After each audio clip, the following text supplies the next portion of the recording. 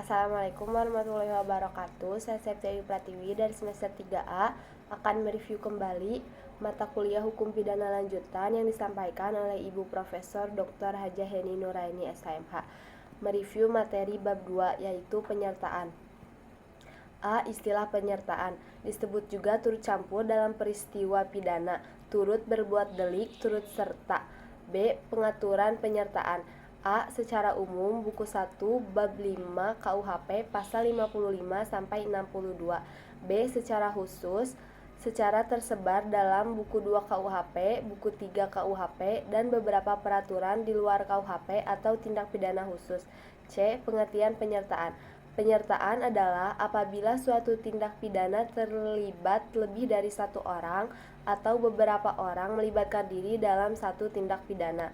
Kemudian ada bentuk-bentuk penyertaan. Yang pertama, yang melakukan, yang kedua, yang menyuruh melakukan, yang ketiga, yang turut serta melakukan, yang keempat, yang membujuk atau menggerakkan, dan yang terakhir, yang membantu melakukan. Kemudian ada penggolongan penyertaan. Yang pertama, menurut KUHP. 1. Ada golongan pelaku, bentuk 1 sampai bentuk 4, yaitu bukan bentuk pelaku tindak pidana, tetapi pertanggungjawaban pidananya disamakan dengan pelaku. 2. Golongan pembantu, bentuk 5, yaitu diatur dalam pasal 56 dan pasal 57 KUHP.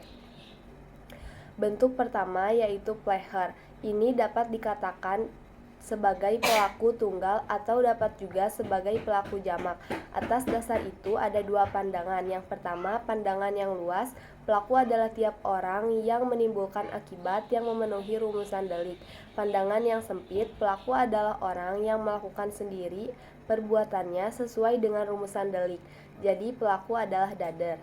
Jadi pelaku adalah orang yang melakukan sendiri perbuatan yang memenuhi rumusan delik, tetapi pembuat undang-undang tidak menentukan secara pasti siapa yang jadi pelaku sehingga menimbulkan kesulitan dalam praktek.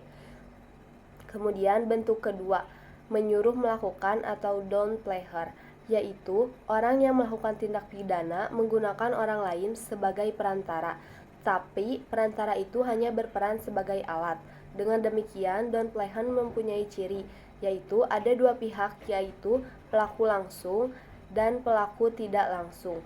Dalam down player terdapat unsur-unsur. Yang pertama, alat yang dipakai adalah manusia, alat yang dipakai harus berbuat aktif, alat yang dipakai tidak dapat dipertanggungjawabkan atau dimintai pertanggungjawaban.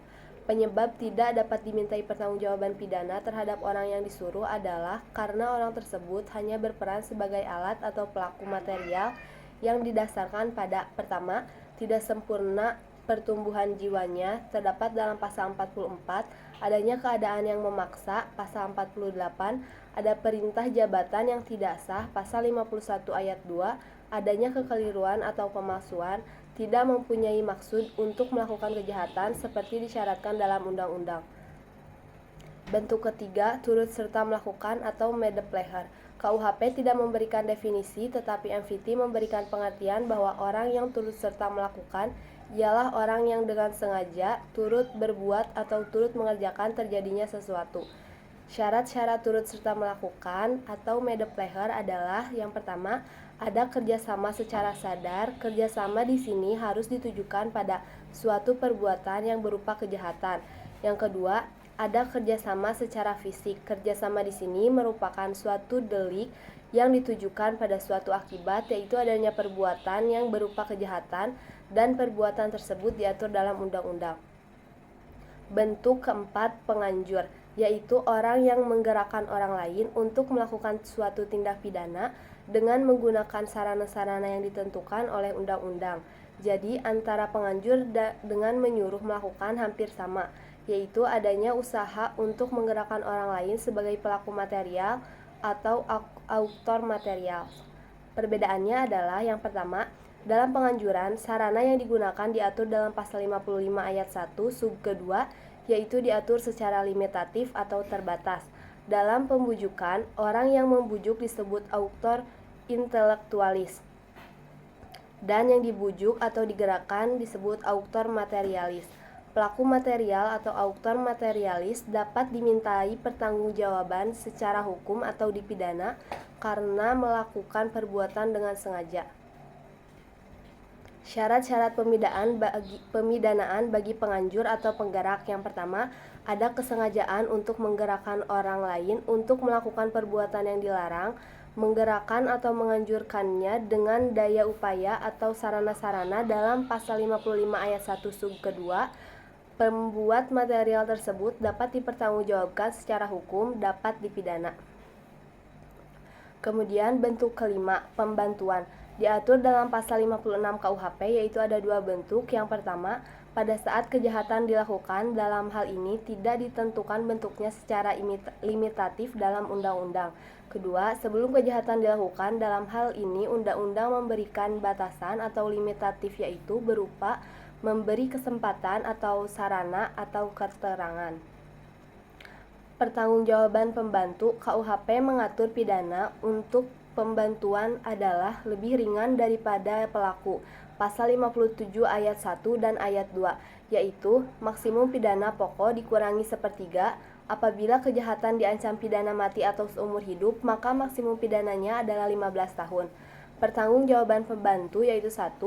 Pemidanaan untuk pembantu adalah lebih ringan dari pelaku. Pasal 57 ayat 1 dan ayat 2 KUHP, yaitu maksimum pidana pokok dikurangi sepertiga ayat 1. Pengecualian terhadap prinsip di atas adalah pasal 333 ayat 4, merampas kemerdekaan orang untuk membantu dipidana sama dengan pelaku. Pasal 231 ayat 3, penyimpanan barang pembantu dipidana sama dengan pelaku. Pidana tambahan untuk pembantu sama dengan pelaku, pasal 57 ayat 3. Dalam pertanggungjawaban pembantu KUHP menganut sistem tidak tergantung pada pertanggungjawaban pelaku, pasal 57 ayat 4.